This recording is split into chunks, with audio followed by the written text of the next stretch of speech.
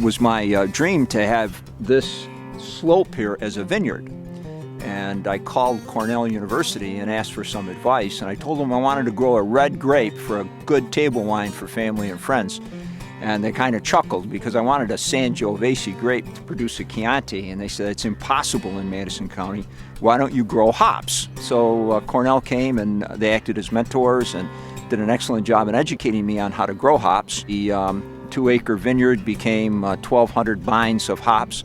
The weather conditions are idyllic for growing hops in this area. The best latitude is the 48th latitude. We're at about 44.5 here on this farm.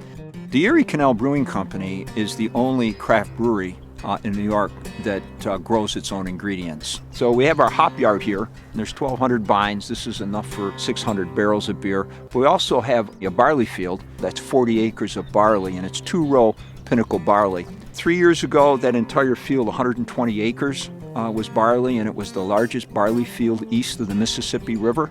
So there's enough there for a year. And what we'll do next year is we'll take that 40 acres and we'll rotate it around the field. The Erie Canal Brewing Company started with Jason Tedford as the president and founder of the company. He was a home brewer like myself. He found Sam was growing some hops and took some hops from Sam and brewed a batch of beer with it, and they really enjoyed it, and they thought we should make this and sell it, just like every other startup. You know, you start with a good product and work from there. And that was 2 years ago they started on a 1-barrel system. Hired me to come on board and make the beer for them, and the rest is future history. I'm looking for the final product when I'm coming into brewing. I'm looking for a good balance with all the flavors, all the ingredients that we're getting. What is this ingredient at this time? What is it giving? Is it giving malt? Is it giving body? Is it giving, a bitterness or a flavor from the hops? So I know what my final product is going to be. I want someone to have a second glass of my beer.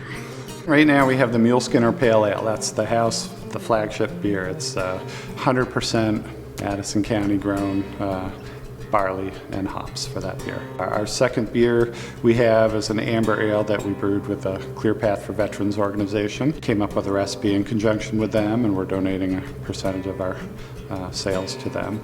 It's a milder amber ale, a little bit on the dark side, a little less hoppy than some. And then we've got the Lock Tender IPA.